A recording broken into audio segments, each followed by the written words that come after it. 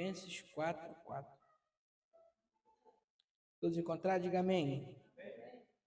Está escrito assim: regozijai-vos sempre no Senhor. Outra vez digo, regozijai-vos. Ainda Filipenses, você vai voltar lá no capítulo 3.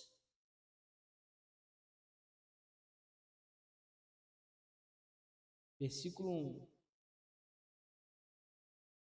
Resta, irmãos meus, que vos regozijeis no Senhor. Não me aborreço de escrever-vos as mesmas coisas, e é segurança para vós.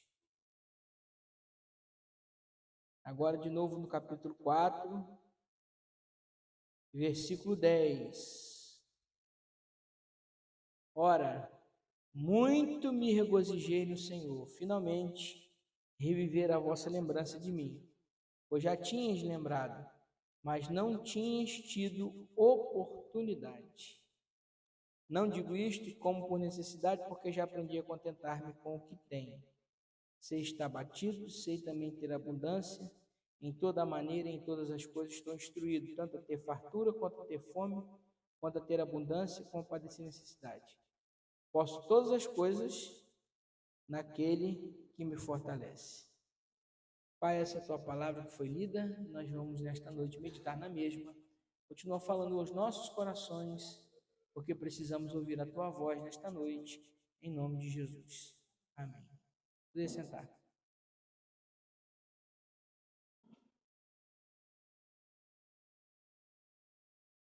Nós estamos falando sobre as emoções e hoje eu vou falar sobre a tristeza e a alegria, e na próxima semana,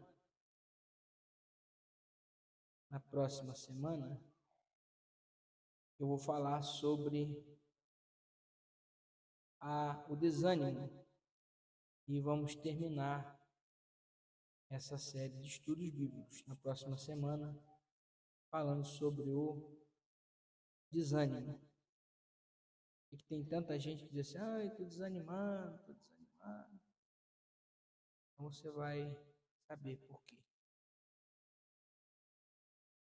Filipenses 4:4 é um texto que nós lemos, Nós lemos alguns versículos da carta de Paulo aos Filipenses, e a carta de Paulo aos Filipenses, ela foi escrita numa situação onde Paulo estava na sua última prisão. Ele estava preso em Roma, já numa caverna, possivelmente já estava ali com a sua coluna torta, de tanto tomar chibatadas, e ao longo da caminhada, Paulo foi muito espancado nas suas viagens, e segundo a história, quando a pessoa toma muita pancada de chibatada, principalmente, ela fica um pouco assim, corcunda. Então, Paulo, possivelmente, ele já estava meio corcunda, sua visão já estava ruim, não enxergava direito. Ele viu o sol 1 hora por dia, porque a prisão onde ele estava era um buraquinho assim, tinha em cima da caverna.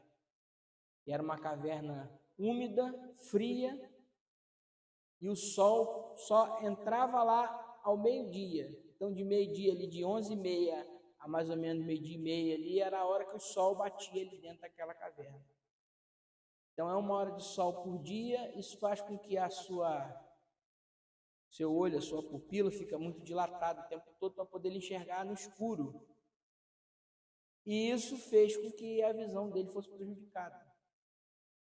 Então, Paulo já estava cheio de feridas, cheio de marcas, visão prejudicada, possivelmente até doente de uma tuberculose, não podemos afirmar, porque a Bíblia não diz, mas possivelmente tuberculoso, doente, esperando a sentença do imperador Nero, que foi o imperador um dos mais cruéis que já existiu, e tacou fogo em Roma para construir o Coliseu, que hoje está lá em Roma. Ele tacou fogo em mais de 10 bairros de Roma e colocou a culpa nos cristãos. E começou a perseguir os cristãos, de modo que os crentes eram amarrados em postes à noite e era ateado fogo neles para poder iluminar as ruas de Roma. E Nero colocou a culpa em Paulo. Ele disse que foi Paulo que arquitetou esse incêndio de Roma. Na verdade, quem mandou botar fogo em Roma foi o próprio Nero, o próprio imperador Nero. Ele colocou a culpa em Paulo, assim prendeu Paulo e mandou decapitá-lo. Então Paulo estava esperando a sua sentença, estava esperando o dia da sua decapitação, quando escreveu essa carta aos Filipenses. E o tema da carta aos Filipenses é a alegria de servir a Deus. Não faz muito sentido escrever sobre alegria num contexto onde você está nessa situação toda que eu estou falando aqui. Preso, doente, cheio de ferido no corpo, cheio de problema, sem esperança nenhuma, com a sua sentença decretada, ele dizendo, regozijai-vos no Senhor, outra vez digo, regozijai-vos. Não faz muito sentido, mas ser crente não faz muito sentido mesmo não, irmãos. Ser crente é uma questão de fé. A palavra da cruz é loucura para os homens. Ela é salvação para nós e é poder de Deus para nós, mas ela é loucura para os homens. Porque ser cristão é estar na contramão dos valores do mundo. Então, por exemplo, aqui você ganha quando perde. E você perde quando ganha. Jesus disse, aquele que perder a sua vida por amor a mim, achá-la. Ou seja, você ganha quando perde. E aquele que preservar a sua vida, perdê-la. Então você, quando ganha, perde. Quando perde, ganha. É o contrário. E assim também é nos sentimentos. Nós temos aí a tristeza e a alegria, que são duas coisas opostas. A tristeza é um sentimento caracterizado por dor, sofrimento. É uma resposta natural que nós temos a uma perda, a uma notícia ruim, a uma fase ruim que estamos passando. A tristeza é uma reação natural do nosso corpo e da nossa mente. A alegria já é o oposto da tristeza. A alegria é uma reação natural que nós temos, uma emoção espontânea, positiva, que acontece conosco quando nós recebemos uma boa notícia, quando nós estamos passando uma boa fase, quando nós estamos vivendo um momento de bem-estar, de satisfação, de prazer, de contentamento. Aí acontece a alegria. Então, a tristeza, ela é o oposto da alegria. Enquanto a alegria ela está no momento bom, a tristeza está no momento ruim. Enquanto a alegria está eufórica, está feliz, está tendo prazer, a tristeza está passando por perda, por luta, por dificuldade. O sentimento de tristeza está dentro de nós. Agora, existe a tristeza comum, existe a tristeza pelo pecado, e existe a tristeza que paralisa a pessoa. Qual é a tristeza comum, pastor? A tristeza comum é uma tristeza que até Jesus sentiu. João capítulo 11, versículo 35, por favor. João 11, 35. Se você quiser anotar, você pode anotar que esse aí é o menor versículo da Bíblia. João 11, 35. É o menor versículo da Bíblia. Se você quiser anotar, anota. Esse é o menor versículo da Bíblia. E diz aí: Jesus chorou. Só chora quem está triste. Existe o chorar de alegria também, né? Que é a emoção da felicidade. Mas o chorar de tristeza, que Jesus inclusive sentiu, é porque Lázaro havia morrido. E quando Jesus chegou no enterro, ele sentiu a tristeza. Ele chorou. Isso é normal. Isso é uma tristeza natural. Isso aí é aceitável. Até Jesus chorou. E Jesus não pecou em nada. Então não é pecado ser triste. Ficar triste não é pecado. estar triste por um momento, viver um momento de tristeza. Por exemplo, existem pessoas que têm perda na sua vida, né, de ente querido, de familiar, de parente, e ficam em luto. Outros não vivem o luto. E não viver o luto, a tristeza por alguém que morreu, é tão ruim quanto ficar de luto o tempo todo. Então, existe momento que nós vamos chorar, existe momento que nós vamos passar situações tristes. Isso é normal. Ser crente não te exime de viver momentos tristes na sua vida.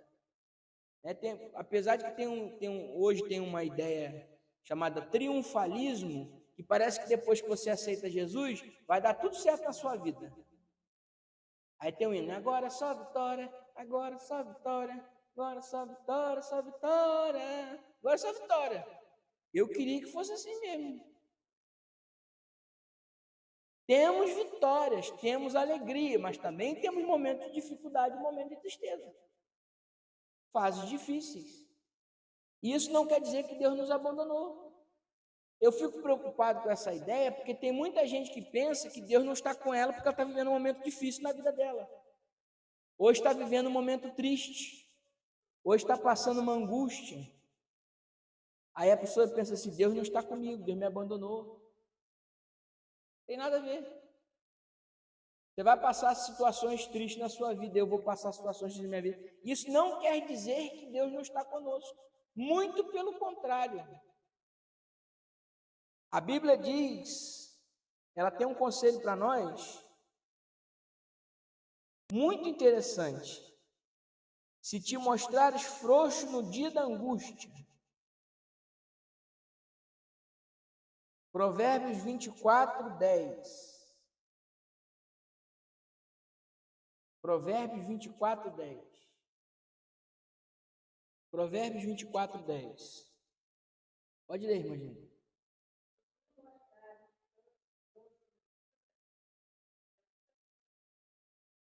Se te mostrares frouxo no dia da angústia, a tua força será pequena. Por quê? Porque é no dia da angústia que nós temos que nos mostrar fortes. É na hora que a gente está lá embaixo que a gente tem que levantar a cabeça e subir. Tem gente assim, pastor, estou no fundo do poço. Está no fundo do poço? Você só tem uma alternativa. O quê? Subir. Está no fundo do poço? Estou. Só tem uma alternativa, subir. Você vai ficar aí no fundo do poço a vida toda? Não. Olha para cima. Elevo meus olhos para o monte, olha para cima. De onde me virá o socorro? Meu socorro vem do Senhor que fez os céus e a terra. Então vai escalando esse poço e vai subindo, meu irmão, porque se você está no fundo do poço, só tem um jeito, é subir. Não tem como descer mais. É subir. Então a tristeza faz parte da vida. Existe uma tristeza que a Bíblia recomenda que nós tenhamos ela. Que é isso, pastor? Coisa estranha? É a tristeza pelo pecado. Isaías 6, verso 5, o profeta Isaías está tendo aquela visão do trono de Deus, e ele profere, até o capítulo 6, ele profere alguns ais, ele diz assim, ai daqueles, ai de fulano, ai de ciclano, ai de betano. Quando ele vê os céus abertos e vê o Senhor assentado sobre o alto e sublime trono, aí ele diz, ai de mim, porque eu sou pecador. E eu vi o Senhor. Ele se entristece, ai de mim, agora acabou. Olha o que Paulo diz na segunda carta aos Coríntios, capítulo 7, versículos 9 e 10. Eu vou pedir para alguém ler. Algum dos irmãos aqui, algum dos obreiros aqui pode ler para a gente? 2 Coríntios 7, 9 e 10.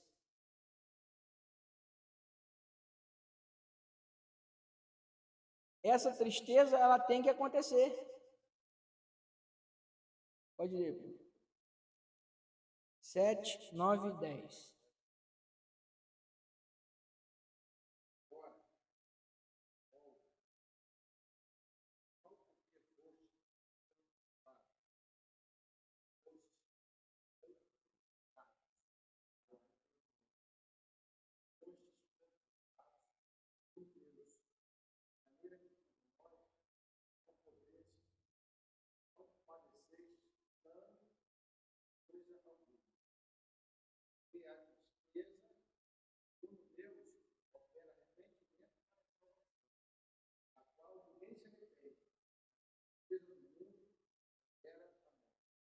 Obrigado.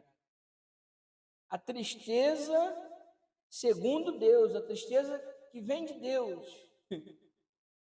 ela opera em nós para a salvação, ou seja, se você não sente-se mal ou não se sente triste por cometer algum pecado, você não está salvo, ou você não é salvo. Contristados. É que aqui tem uma versão que é um pouco mais fácil de entender. Contristado é o mesmo que entristecido.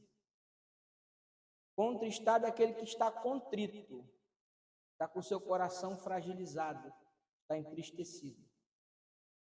Agora, porém, me alegro não porque vocês foram entristecidos, mas porque a tristeza de vocês levou ao arrependimento. Pois vocês se entristeceram como Deus desejava, de forma alguma foram prejudicados por nossa causa. O que Paulo está dizendo? Está dizendo o seguinte: vocês já receberam outra carta, eu dei uma repreensão em vocês ficaram tristes porque foram repreendidos. Mas eu não estou feliz, eu não estou chateado com isso, não. Eu estou feliz que vocês ficaram tristes porque foram repreendidos. Que é sinal de que vocês se arrependeram dos pecados de vocês. É isso que Paulo está falando. Aí ele está dizendo, porque a tristeza que vem de Deus em nós opera para a salvação. A que vem do mundo, não. Então existem dois tipos de tristeza. A que vem de Deus e a que vem do mundo. A que vem de Deus é para arrependimento. A que vem do mundo é aquela que paralisa a gente, que é a que eu vou falar aqui agora. Então nós temos a tristeza comum, a tristeza pelo pecado, que é aquela que vem de Deus, até aí tudo bem. Agora vem a tristeza que paralisa. Abra sua Bíblia em 1 Reis 19, versículo 1. Eu passei a minha tarde toda hoje meditando nessa palavra. Foi muito bom. 1 Reis 19.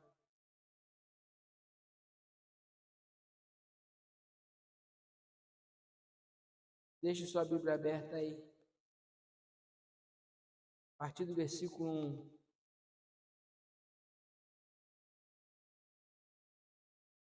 Deixe ela aberta aí.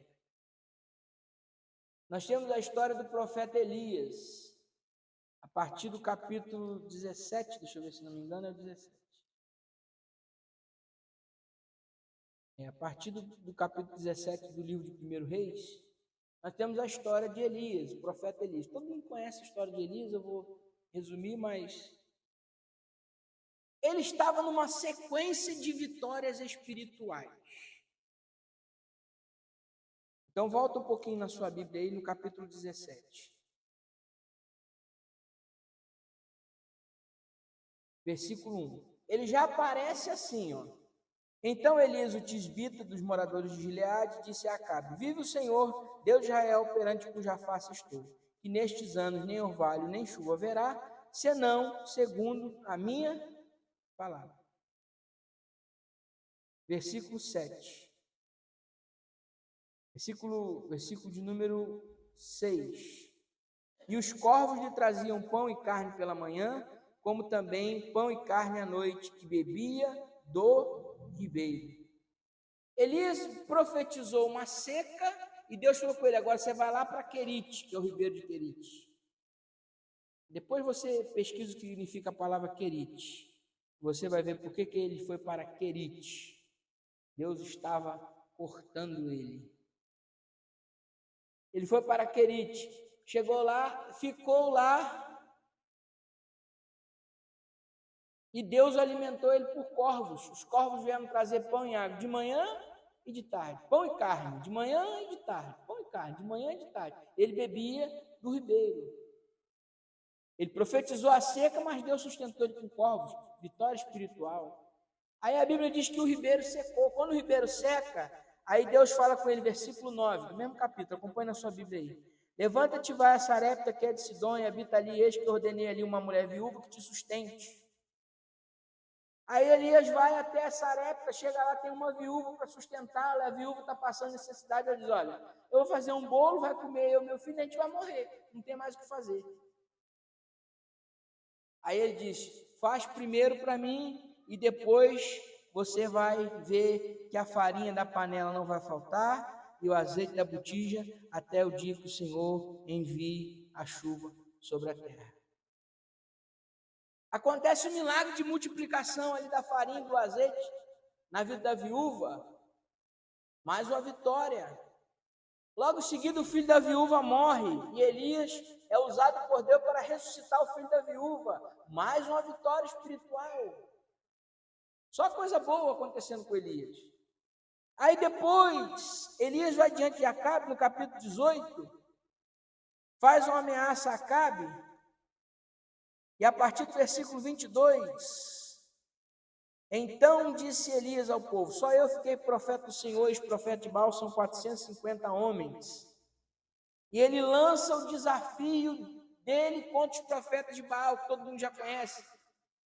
Vocês vão clamar a Baal durante o meio-dia. Se ele responder com fogo, ele é Deus. Depois eu vou clamar ao Senhor. Se ele responder com fogo, é Deus. O Deus que responder com fogo é Deus. Ele conserta o altar, repara, joga água. Ora, Deus manda fogo do céu, consome tudo.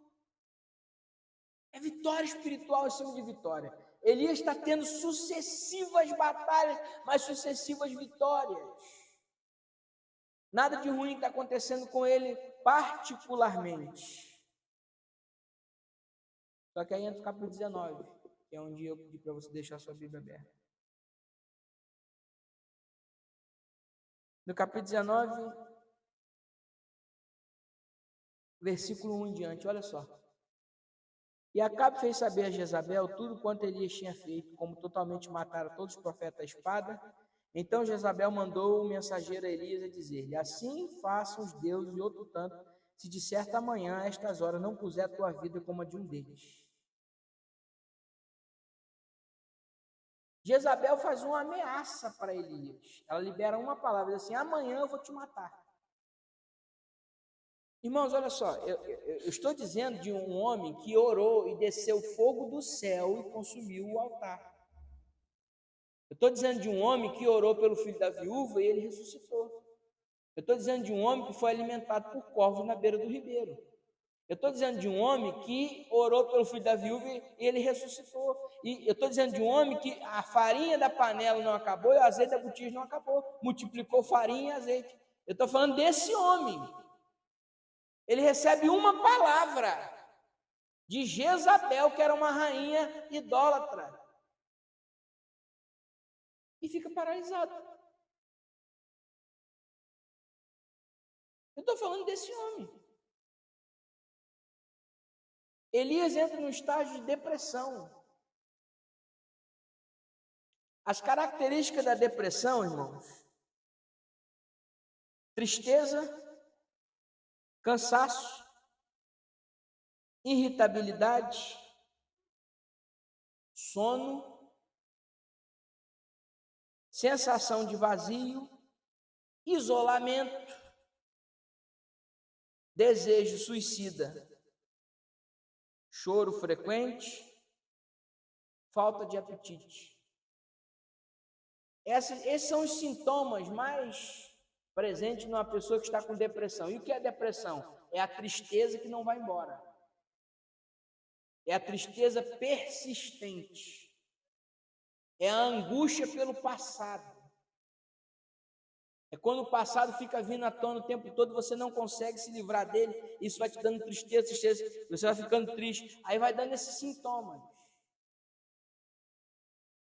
Essa angústia que não vai embora. E depressão não é demônio, não é espiritual, depressão é doença. Só que é uma doença na alma. E no caso de Elias, ela foi causada por uma ameaça que foi feita por Jezabel. A depressão de Elias, ela foi desencadeada por um ataque de ansiedade agudo, que a ansiedade também gera depressão. Quando ela disse: amanhã eu vou te matar, a angústia do dia seguinte entrou no coração dele, trouxe a tristeza e ele entrou em estágio depressivo. O pastor me prova na Bíblia que Elias estava com depressão. Vamos olhar aqui o texto. 1 Reis 19. Versículo de número 3. Eu vou ler aqui na NVI, que é outra versão. E Elias teve medo e fugiu para salvar sua própria vida. Quando chegou a Berseba de Judá, deixou seu servo e entrou no deserto. Caminhou um dia. Nós já temos 3 sintomas aqui nesse versículo. Primeiro, teve medo. Segundo, fugiu. Terceiro, deixou seu servo na cidade e se isolou no deserto. Isolamento social. Medo, tristeza e isolamento. Caminhando um dia, chegou onde havia uma giesta, ou se você ler em outra versão, vai dizer que é um pé de zimbro. Sentou-se debaixo do pé de zimbro e orou pedindo a morte, desejo suicida. E disse: já tive o bastante, Senhor, tira a minha vida, não sou melhor do que meus antepassados. Depois ele se deitou debaixo do pé de zimbro e dormiu. Sono, mais um sintoma. Aí o anjo aparece para ele e no final, a Bíblia diz ainda no versículo de número 6, ele comeu, bebeu e ainda voltou a dormir. Deitou novamente. Sono profundo. Ou seja, a depressão tomou conta de Elias por causa de um ataque de ansiedade que ele teve. Um ataque agudo de ansiedade, uma ameaça, uma palavra de Jezabel. Entrou tristeza, morou, fez morada, ele ficou nervoso. Mas amanhã eu vou morrer, estou passando problema, pressão, a pressão veio. Ele se desestabilizou, ficou triste, angustiado, se isolou, ficou com sono, ficou com falta de apetite. Tudo isso o profeta Elias passou, a depressão, a tristeza que paralisa o coração da pessoa, que paralisa a caminhada do profeta. Mas o nosso Deus, que é médico por excelência, naquela época não havia ainda descoberto a doença chamada depressão, ninguém sabia como tratar, mas Deus sabe tratar, porque Ele trata todas as coisas. Olha o que aconteceu com o profeta Elias. Deus usou 3 formas de tratar a depressão com o profeta Elias. Onde está isso, pastor? Está no texto. 1 Reis 19, do verso 5 ao 7. Deitou-se e dormiu debaixo de um zimbro. Eis que então o anjo do Senhor tocou e disse: levanta-te e come. E olhou, e eis que à sua cabeceira estava um pão cozido sobre as brasas e uma botija de água. Comeu e bebeu e tornou a deitar-se. E o anjo do Senhor tornou a segunda vez e tocou e disse: levanta-te e come, porque muito comprido será o teu caminho. 2 coisas aconteceram aqui. Primeiro, houve uma palavra direcionada para levantar o profeta Elias. A tua caminhada não acabou, ela ainda é muito longa. Deus não desistiu do projeto que Ele tem na sua vida. Come e bebe, porque longa é a tua caminhada. Primeira palavra, você pediu a morte, mas você não vai morrer agora, porque Deus tem ainda um projeto grande na tua vida. Palavra de encorajamento, palavra de alegria. Segundo, a alimentação saudável. Ele comeu o alimento que o anjo tinha trago para ele. E esse alimento também não é uma comida qualquer, foi uma comida medicinal. Porque a Bíblia diz no versículo de número 8, levantou-se, pois, e comeu e bebeu, e com a força daquela comida, caminhou 40 dias e 40 noites. Deixa eu perguntar a você uma coisa aqui. Você consegue comer pão na brasa, beber água 2 vezes, comer 2 pães, beber 2 botijos de água e caminhar 40 dias e 40 noites? No deserto? É porque essa comida aqui não era qualquer comida, foi uma comida medicamentosa, tinha remédio no meio dessa comida. O próprio céu desceu para tratar a vida do profeta Elias. Come e bebe, porque longa é a tua caminhada. Irmão, se existe algum tipo de tristeza na sua vida, de depressão, procura ajuda profissional. Faz a parte espiritual, mas procura ajuda profissional. Deus tratou Elias porque não tinha terapeuta. Hoje tem. E que mais que trata depressão, pastor? Terapia. Elias fez terapia? Fez. Elias fez terapia? Sim ou não? Fez, sim. Versículo 9. E ali entrou numa caverna e passou ali a noite. E eis que a palavra do Senhor veio a ele e disse: que fazes aqui, Elias? Versículo de número 13. E sucedeu que, ouvindo a Elias, envolveu no seu rosto a sua capa, e saiu para fora e pôs-se à entrada da caverna, e eis que veio a ele uma voz que dizia: que fazes aqui, Elias? Foram 2 sessões de terapia. Porque numa sessão de terapia as perguntas são curtas. As respostas são longas, mas as perguntas são curtas. O que você está fazendo aqui? E ele começou a falar: só sobrou eu de profeta, mataram o profeta, não sei o quê, blá, blá, blá. Ele colocou aquilo que estava angustiando ele para fora. E de novo o Senhor mandou a brisa na caverna e mais uma vez perguntou para ele: o que você está fazendo aqui, Elias? E de novo ele respondeu a mesma coisa: estou sozinho, Senhor.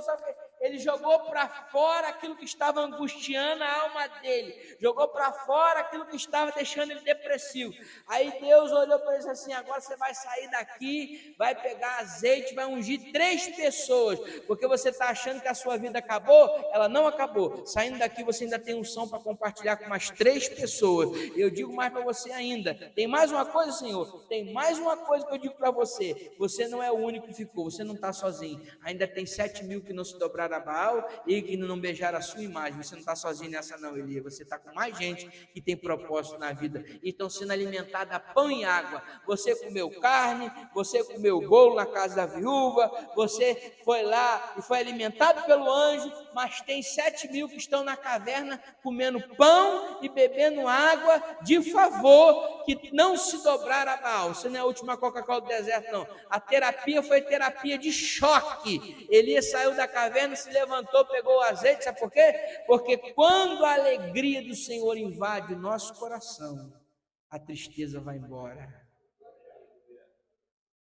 Aí entra a alegria. Aí entra o texto que eu li no início. A alegria.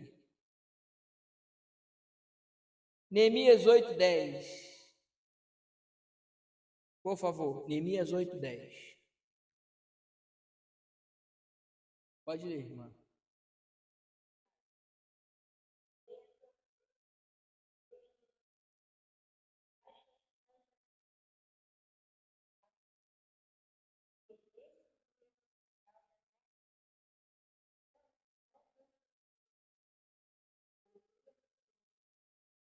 A alegria do Senhor é a nossa força. Neemias estava num contexto onde o povo estava retornando do cativeiro, estava confessando seus pecados e adorando a Deus naquele dia, ouvindo a palavra. A alegria do Senhor é a nossa força. Hoje não é dia de tristeza, é dia de vocês se alegrarem, porque a alegria que vocês estão sentindo, ela não está vindo de vocês, ela está vindo de Deus. Deus está injetando alegria na tua alma hoje, em nome de Jesus, e essa alegria te fortalece aqui neste lugar. A alegria do Senhor é a nossa força.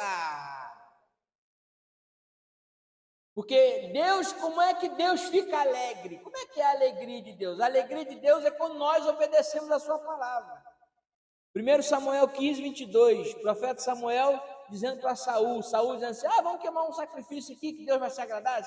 Saul, desde quando Deus se agrada no negócio de sacrifício? Rapaz, mas tem prazer é alegria, mas tem alegria Deus, que o seu servo obedeça a sua palavra, do que a gordura de muitos carneiros, de muito cordeiro, de muitos animais. Saul, Deus se alegra quando você obedece. Então você obedece aqui, Deus se alegra lá, e a alegria do Senhor é a nossa força.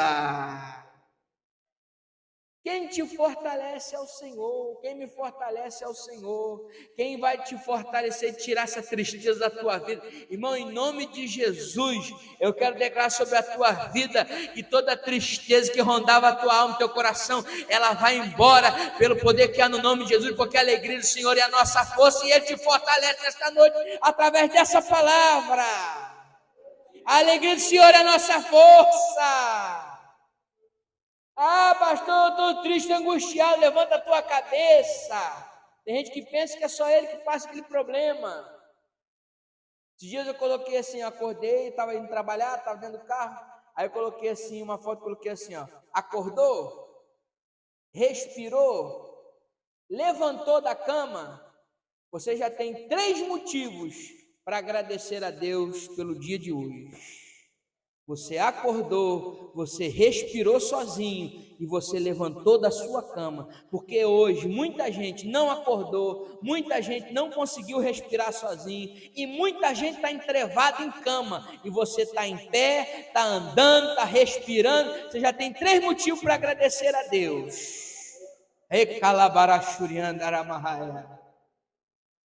Pastor, eu estou passando um problema que o senhor nem imagina. Olha para quem está lá do outro lado do mundo, na guerra lá, passando aquela guerra lá em Israel e no Irã, que não sabe se vai acordar amanhã e está enfiado dentro de um buraco num bunker, com bala, míssil caindo na sua cabeça, bomba atômica e tudo mais caindo na cabeça, e está lá em desespero e angústia. Você está bem, você está em paz, você está morando num lugar onde tem paz, onde não tem guerra, onde não tem míssil, onde tem conflito. Então, meu irmão, já é outro motivo para você se alegrar no Senhor. Tem gente pior do que você, pior do que eu, e está lá dando glória a Deus. Então vamos dar glória a Deus, vamos nos alegrar, porque a alegria do Senhor é a nossa força. Problema todo mundo tem, cada um tem o seu. Uns são mais, outros são menos, cada um tem. Às vezes a pessoa tem dinheiro, mas não tem saúde. Às vezes tem saúde, mas não tem dinheiro. É o meu caso, tem saúde, mas não tem dinheiro. Tem dinheiro, mas não tem saúde. Às vezes a pessoa está bem com a família, mas está mal na igreja. Às vezes está mal na igreja, mas está bem com a família. Tudo você não vai ter, irmão. Alguma coisa você vai ter de problema. Então vai glorificando a Deus aí pelo que você tem. E Deus vai acrescentar o resto na sua vida.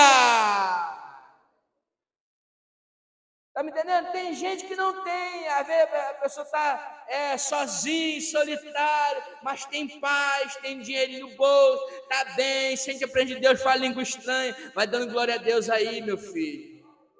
Às vezes a pessoa está acompanhada, mas está com problema na igreja, não sabe onde congregar, está vendo a vida espiritual lá embaixo, e você está aqui dando glória a Deus, falando língua estranha, é motivo de você se alegrar.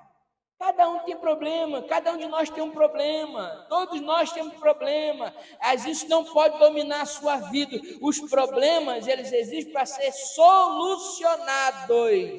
O que você não conseguir solucionar, coloca para Deus que Deus vai resolver e continua alegre, regozijai-vos no Senhor. Outra vez digo regozijai-vos, alegrai-vos no Senhor, alegrai-vos na esperança, sede paciente na tribulação, perseverai na oração. Por quê? Porque Deus vai nos fortalecendo, vai nos alegando. Eu estou sentindo a virtude do céu aqui, nesta noite, nessa palavra sobre a minha tua vida. Alegrai-vos na esperança, sede paciente na tribulação, perseverai na oração. A alegria do Senhor é a nossa força e Ele te fortalece aqui nesta noite em nome de Jesus. Aleluia. Então não fique cabisbaixo, você é filho de Deus, você tem uma herança no céu. Você pode estar igual eu, não tem R$1 na conta, mas você vai andar em rua de ouro lá em cima, então vai dando glória. Você tem uma herança e você ganhou ela de graça, você não fez nada para receber essa herança, a graça de Deus te alcançou, você não pagou R$1, você não fez nada, foi de graça. Obrigado, Jesus, pela graça, pela salvação da minha alma. Foi de graça. Aí fica o crente triste, o crente cabisbaixo. Eu sei, irmão, que às vezes a gente passa luta, passa dificuldade, eu sei disso. Passo as minhas lutas também, as minhas guerras.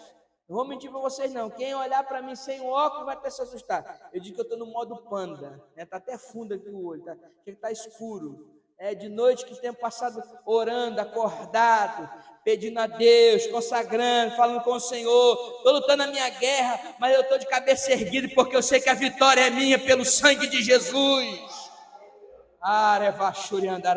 Eu ando com a cabeça erguida na rua porque eu sei que Deus está lá em cima do céu. Vai, meu filho, a minha alegria é a tua força. Vai, se fortalece, vai, anda mais um pouquinho, vai caminhando, Elias. Esse alimento que você está recebendo aqui nessa noite vai te dar força para você caminhar mais 40 dias. Esse alimento que você está recebendo aqui, eu estou sentindo uma virtude do céu. Esse alimento que está descendo sobre nós aqui nesta noite vai te dar força para você caminhar mais 40 dias. Então seja fortalecido por essa palavra, pelo nome de Jesus. Eu profetizo na tua vida: receba força, receba alegria. Aleluia.